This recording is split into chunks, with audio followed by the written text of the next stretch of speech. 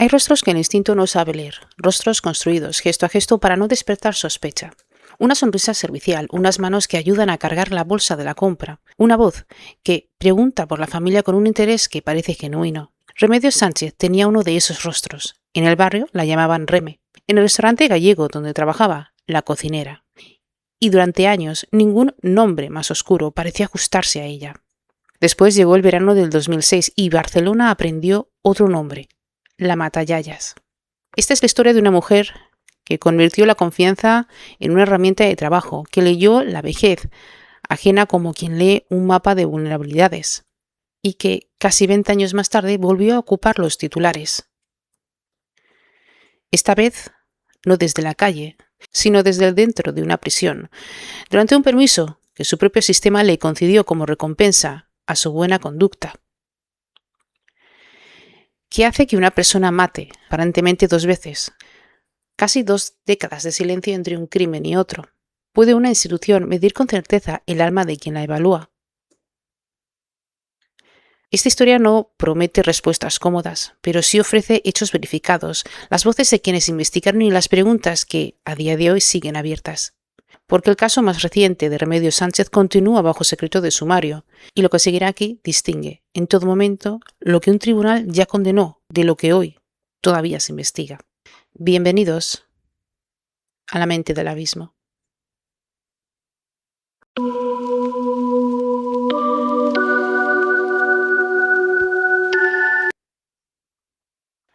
Antes de ser un apodo que asustaba a una ciudad entera, Remedios Sánchez fue simplemente una niña más en una casa con demasiadas bocas. Nació en 1957, en Dormea, una pequeña parroquia del municipio de Boimorto, en el interior de la provincia de A Coruña. Era una de 11 hermanos, una familia de recursos escasos, en Galicia rural, donde emigrar no era opción entre varias, sino casi un destino. Como tantos gallegos de su generación, Remedio salió de su aldea buscando lo que la tierra no podía darle, un trabajo, un salario, una vida distinta a la que se esperaba si se quedaba. Llegó a Barcelona y encontró, como tantos otros emigrantes, una comunidad que la recibió, la de los restaurantes gallegos de la ciudad, esos pequeños enclaves donde el acento del norte se mezcla con el ruido de la ciudad condal. Trabajó como cocinera en un local llamado Cebreiro, ubicado, según crónicas posteriores, muy cerca de una comisaría cuyas propias agentes, sin saberlo, llegaron a probar sus tortillas. No hay en los registros que hoy pueden verificarse inicios documentados de que aquella etapa de su vida contuviera ya la semilla explícita de lo que vendría después. Lo que sí describen las crónicas es una mujer trabajadora, integrada, capaz de generar simpatía inmediata. Una mujer normal, y ahí precisamente empieza el primer nudo fisiológico de esta historia. La distancia mínima, casi inexistente, que a veces separa lo cotidiano de lo monstruoso. Aquí no hubo un aviso previo que la sociedad pudiera leer. Solo hubo, después, un verano. Conviene detenerse en un instante en este contexto de origen, no para explicar lo inexplicable, pero sino para entender el terreno del que partía. Boimorto, en el interior de A Coruña, formaba parte de esa Galicia rural que durante una buena parte del siglo XX exportó a sus hijos hacia otras tierras, primero hacia América, después hacia Cataluña, el País Vasco o el norte de Europa. Ser el 9º, el 10º o el 11º hijo de una familia de recursos limitados significaba casi siempre aprender pronto una lección dura, que el afecto y los recursos son finitos y que hay que disputarlos, ganárselos o buscarlos en otro lugar. Aquí no sabemos si la infancia, marcada por la escasez y la competencia por la atención, dejó una huella determinante en la psicología adulta de Remedios Sánchez. Pero lo que sí podemos señalar aquí, como marco de referencia, es que la literatura del apego lleva décadas documentando cómo los primeros vínculos moldean de manera silenciosa la forma en que después construimos confianza y utilizamos a los demás. 11 hermanos es, cuanto menos, un escenario donde esa disponibilidad emocional individualizada tuvo necesariamente que retirarse en las fracciones muy pequeñas. Corría el año 2006. Y durante los meses de junio y julio, en los barrios de Barcelona y la vecina Mataró, Un patrón empezó a repetirse con una precisión que solo el tiempo permitiría reconstruir. Mujeres mayores, muchas de ellas viviendo solas, especialmente vulnerables por su edad y su confianza con el trato cercano, empezaron a ser asaltadas en sus propios domicilios. El método, según quedó acreditado judicialmente, era simplemente el mismo. La cercanía primero, una conversación, un pretexto amable, la construcción rápida de una confianza que solo alguien con enorme capacidad de simulación podría fabricar en minutos. Después, cuando la víctima bajaba la guardia, la violencia, convertida en un ataque brutal y casi siempre sin motivo, porque el único motivo fue un robo de dinero efectivo o joyas, se ejecuta con una frialdad que los investigadores escribirían más tarde como desproporcionada incluso para el fin que perseguía. 3 mujeres no sobrevivieron y media docena más resultaron heridas, algunas de gravedad. La primera víctima confirmada fue una mujer conocida en su entorno como Pepita. A partir de ahí, la investigación de los Mossos d'Esquadra se convirtió en una carrera contra tiempo. 26 días exactos transcurrieron entre el primer asesinato confirmado y la detención de la responsable. 26 días en los que una ciudad entera aprendió a mirar con sospecha a cualquier desconocido que se acercaba demasiado a sus mayores. Lo perturbador de este caso, lo que convirtió este caso en algo que trascendió la crónica de sucesos para instalarse en lo imaginario del colectivo catalán, no fue solo esta crueldad de los hechos, pero fue el descubrimiento de la persona detenida, aquella que no encajaba en absoluto con la imagen del miedo colectivo que había construido. Porque ella no era una extraña merodeando en las sombras. Era una mujer de mediana edad, con trabajo, con vecinos que la saludaban y con una vida aparentemente ordinaria. El monstruo, una vez más, no llevaba máscara visible. Llevaba delantal de cocina y una simpatía que hizo ganarse la confianza de mucha gente. Las cámaras de seguridad de la época, todavía escasas comparadas con las de hoy, terminaron siendo decisivas. Poco a poco, los Mossos d'Esquadra fueron reconstruyendo un patrón de movimientos, de horarios, de una presencia que se repetía en los alrededores de los domicilios atacados. La última víctima de aquel verano no estaba sola en casa en el momento del ataque. Y este es un detalle que resultaría determinante para acelerar el cerco policial. El dispositivo desplegado fue, según las crónicas de la época, un operativo sin parangón en la Barcelona de aquellos años. Distintas fases de investigación, cruces de información entre comisarías, el trabajo silencioso de comparar horarios de trabajo, coartadas, imágenes granuladas de cámaras callejeras. Cuando finalmente se produjo la detención, la sorpresa no fue menor que el alivio, porque la mujer señalada trabajaba como cocinera en un restaurante gallego de la ciudad. Su entorno, sus compañeros, sus clientes, coincidían en una misma palabra para describirla: amable. Ahí reside una de las preguntas centrales que este documental quiere sostener sin cerrarla del todo. ¿Qué es la amabilidad? En determinados perfiles, ¿una máscara consciente y calculada, o es la manifestación genuina de una personalidad escindida, capaz de habitar dos realidades morales sin que ninguna de las dos se sienta en contradicción con la otra? La psicología forense, como veremos más adelante, tiene un nombre técnico para esta pregunta. La filosofía, en cambio, lleva siglos formulándolas sin agotarla nunca del todo. Antes de avanzar hacia la sentencia, esta historia les debe algo a las mujeres que la protagonizan, sin saberlo, sin haberlo elegido nunca, las víctimas.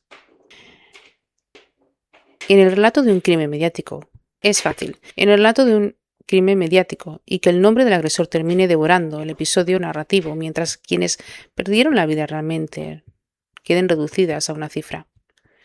3 asesinatos, 5 tentativas y dentro de una sentencia judicial, merece la pena resistirse a esa reducción, aunque sea por unos segundos.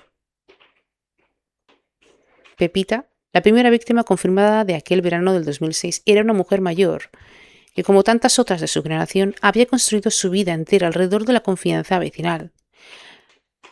La puerta que se abre sin recelo, el saludo cotidiano, la costumbre de ayudar a quien parece necesitarlo, ese mismo tejido de confianza social, el que durante generaciones Sostuvo comunidades enteras, fue precisamente el que Remedios Sánchez supo leer y utilizar como herramienta de acceso.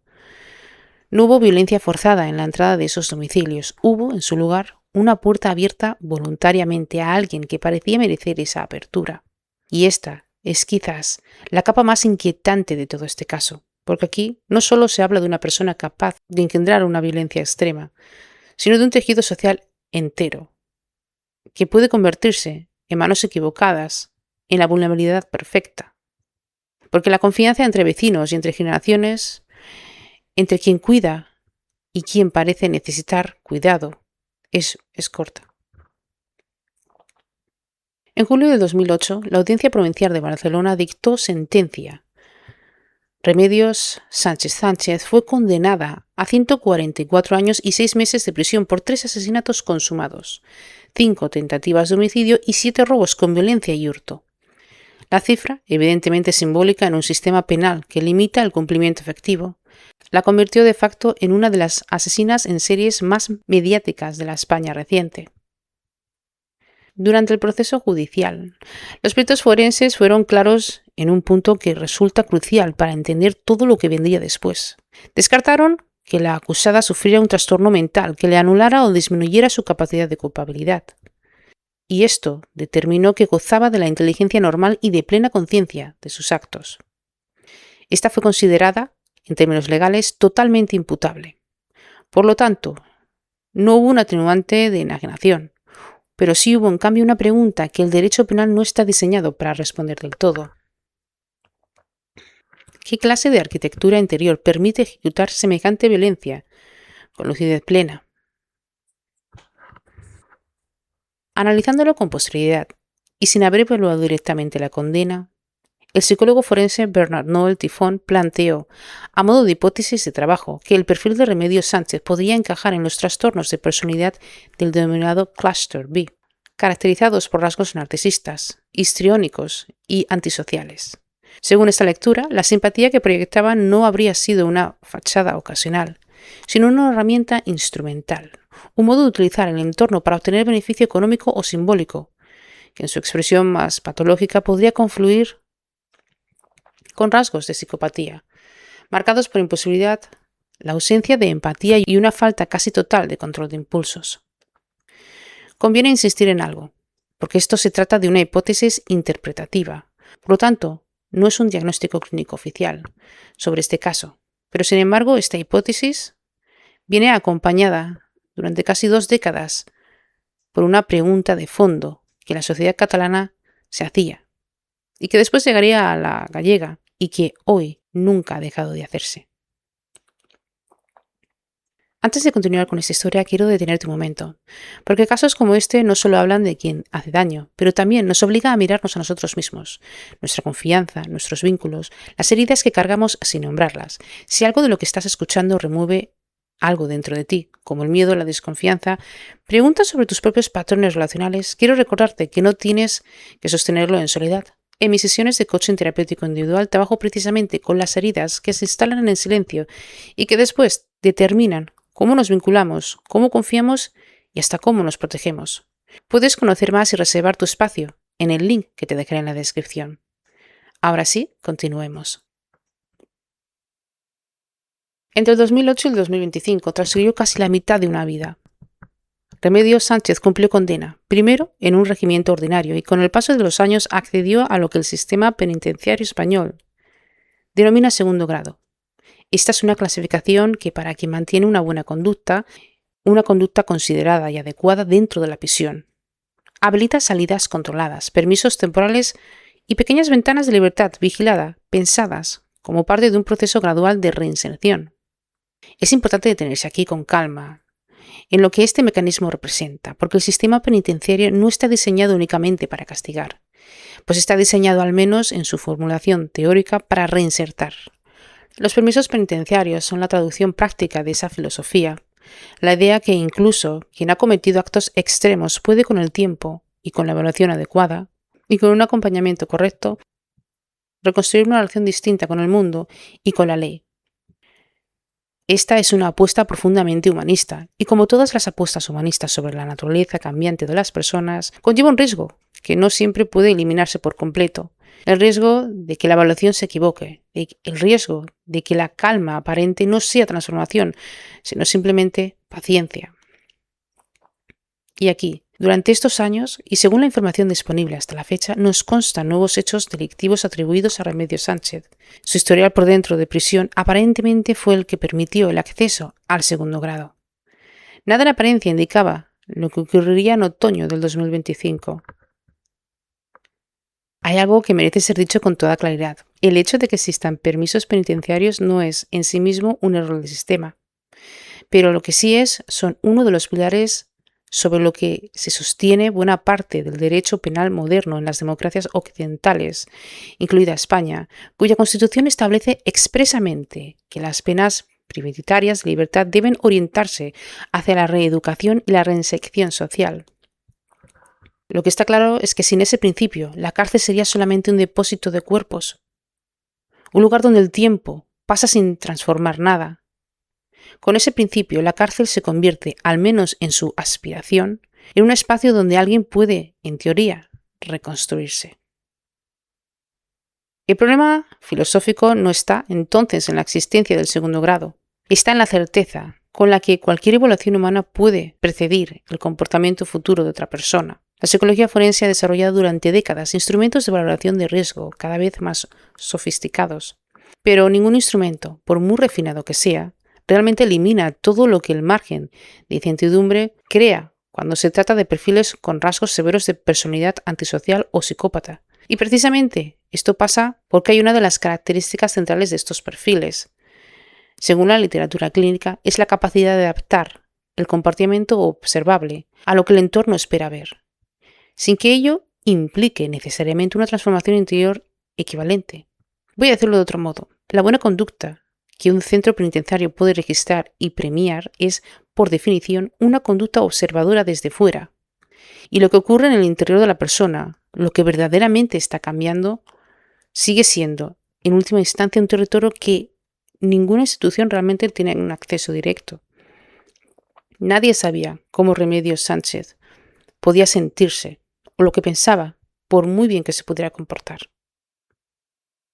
El 3 de octubre del 2025, en un domicilio de la avenida de Monelos, en la ciudad de La Coruña, fue hallado sin vida el cuerpo de una mujer de edad muy avanzada, en torno a los 90 años, y según distintas fuentes consultadas. En el primer momento, y esto merece subrayarse porque revela cómo la verdad a veces tarda en manifestarse, se pensó que la mujer obedecía a causas naturales. Una mujer muy mayor, hallada en su propio hogar. No había, de entrada, ningún elemento que hiciera sospechar de un crimen. Hasta que la autopsia cambió por completo el curso de los acontecimientos. Aquí el examen forense reveló signos compatibles con una muerte violenta y descartó de forma contundente la hipótesis del fallecimiento natural. Se hallaron indicios de asfixia. A partir de ahí, la investigación de la Policía Nacional se activó con una pregunta muy concreta. ¿Quién había estado en esa vivienda o en sus proximidades durante los días previos al hallazgo? Las cámaras de seguridad cercanas al domicilio, revisadas en el marco de la investigación, situaron a una persona concreta en la zona. Coincidiendo con las fechas de estos hechos, esa persona, según las pesquisas policiales, era Remedios Sánchez, quien en un momento se encontraba disfrutando de uno de los permisos penitenciarios asociados a su segundo grado, concedido dentro del cumplimiento de la condena de 144 años que arrastraba desde 2008. El 8 de octubre de 2025, agentes de la Policía Nacional se trasladaron hasta el centro penitenciario de Teixeiro, en A Coruña, donde Remedios Sánchez cumplía condena, y procedieron a su detención dentro del propio recinto penitenciario por su presunta relación con ese nuevo hecho. Aquí es fundamental insistir en la matriz legal. Se trata en todo momento de una investigación en curso, por lo tanto Remedios Sánchez es en relación con este segundo caso, una persona investigada por un presunto homicidio y no condenada, porque la presunción de inocencia rige sobre este hecho concreto, mientras la instrucción judicial no concluye lo contrario. La causa quedó, según ha podido confirmarse a través de las fuentes judiciales, bajo secreto de sumario, lo que limita de forma importante la información pública disponible sobre el estado exacto de la investigación. Lo que sí han trascendido, citada por la magistrada del Juzgado de Instrucción número 6 a Coruña para presentar declaración Remedios Sánchez. Esta se acogió a su derecho constitucional de no declarar. Un derecho legítimo, contemplado en cualquier ordenamiento democrático, y ejercerlo no constituye en sí ningún indicio de culpabilidad. Pero en el terreno simbólico, ese silencio adquiere un peso propio, porque la mujer que un día supo construir confianza con palabras, que supo hacerse creer lo suficiente como para que nadie sospechara de ella, durante un verano entero de crímenes, eligió ahora, frente a la justicia, no decir nada. La magistrada, según la información disponible, no solicitó medidas cautelares adicionales, dado que la investigada ya se encontraba y se encuentra cumpliendo la extensa condena impuesta en el 2008. El caso, hasta la fecha de este documental, permanece en fase de instrucción, sin que haya celebrado juicio ni exista sentencia firme sobre este segundo episodio. El caso de Remedios Sánchez, la Matayayas, reabre casi 20 años después de su primera condena, un debate que ninguna sociedad democrática puede permitirse cerrar en falso, el de los límites del sistema penitenciario y su capacidad real para evaluar el riesgo de reincidencia en perfiles calificados como psicópatas o con los rasgos severos de un trastorno de personalidad. Si las hipótesis interpretativas planteadas tras su primera condena tienen algún fundamento, y si el segundo hecho termina confirmándose judicialmente, estaríamos ante una de las paradojas más incómodas de la justicia moderna. Aquí, un sistema diseñado con toda su buena fe para creer en la posibilidad del cambio de cualquier ser humano, enfrentado a la posibilidad de que existan configuraciones psíquicas donde ese cambio sencillamente no ocurre, y no de esta manera esperada al menos. Y esto no es porque la persona no pueda comportarse de manera funcional dentro de un entorno controlado, sino porque la funcionalidad aparente y la transformación interior no siempre son la misma cosa. En A Coruña, el barrio de Monelos vive hoy con una inquietud renovada. Vecinos que hasta hace poco desconocían por completo las historias de Remedios Sánchez descubrieron de golpe que una reclusa con semejante historial pudo, presuntamente, volver a cruzar la puerta de una vivienda ajena. La pregunta que flota sobre la ciudad no es solo jurídica, pero es también y profundamente existencial. ¿Cuánto puede confiar una comunidad en los mecanismos que ella misma diseñó para protegerse? Toda historia de crímenes es en el fondo una historia sobre los límites del conocimiento humano, los límites de los que podemos saber sobre otra persona, sobre nosotros mismos y sobre la distancia real entre el rostro que alguien nos muestra y lo que verdaderamente habita detrás de él. Está claro que Remedios Sánchez pasó buena parte de su vida sirviendo comida en un restaurante gallego de Barcelona, cultivando una reputación de amabilidad genuina. Esa misma amabilidad fue, según quedó acreditado judicialmente en el 2018, el instrumento con el que se ganó la confianza de 3 mujeres antes de quitarles la vida, y que casi 20 años después, el sistema que la condenó le abrió, con la mejor de las intenciones filosóficas, una puerta hacia la libertad temporal. Lo que ocurrió al otro lado de esa puerta, en una vivienda de la avenida de Monelos, es hoy objeto de una investigación judicial que aún no ha dictado su última palabra. Esta historia, como tantas otras que hemos abordado en La mente del abismo, no busca ofrecer un veredicto moral cerrado, pero busca más bien sostener la pregunta abierta con honestidad, la pregunta sobre lo que realmente sabemos de las personas que creemos conocer, sobre los sistemas en los que depositamos nuestras confianzas colectivas, y sobre esa zona incómoda donde la psicología, el derecho y la filosofía se ven obligados a mirarse a los ojos y sin apartar la mirada. Hay una imagen que se repite. Esta se repite casi como un eco, la de una mujer sirviendo comida, cocinando para agentes de policías en Barcelona sin que ninguno realmente sospechara nada de ella. Cuidando presuntamente las vecinas mayores de A Coruña, con la misma cercanía que en su día empleó para ganarse la confianza de sus víctimas en 2006. La comida, el cuidado, la cercanía, símbolos universales de vínculo y de entrega, convertidos en instrumentos de acceso hacia la vulnerabilidad ajena, Está claro que pocas imágenes resultan tan perturbadoras como la de un gesto de cuidado utilizado como puerta de entrada hacia el daño. Y sin embargo, cerrar esta historia únicamente desde el horror quizás sería quedarnos en la superficie. Porque lo que verdaderamente inquieta no es solo lo que la persona pudo hacer, es lo que revela sobre los límites de nuestra propia capacidad y de reconocimiento, sobre cuántas veces confiamos en un rostro amable sin preguntarnos qué hay detrás, sobre cuánto delegamos a nuestra seguridad colectiva en los sistemas que hacen su mejor esfuerzo, pero que no pueden garantizar certezas absolutas sobre la naturaleza humana. Y quizás, solo quizás, la pregunta final de este caso que nos deja no es cómo pudo hacerlo, sino cómo construimos cada uno de nosotros los criterios con los que decidimos en quién confiar. Esa pregunta no tiene una respuesta jurídica, pero lo que sí tiene es un proceso personal de reflexión a que cada quien está invitado a hacerlo. Si esta historia te dejó pensando en tus propios vínculos, en tus propias heridas, en las máscaras que a veces sostenemos o que otros sostienen frente a nosotros, te espero en mis sesiones individuales, punto de partida. Como siempre os digo, cuidaros, amaros y respetaros incondicionalmente. Recuerda que la vida es mucho mejor cuando estáis aquí. Gracias a todos. Buenos días, tardes o noches allá donde me estén escuchando.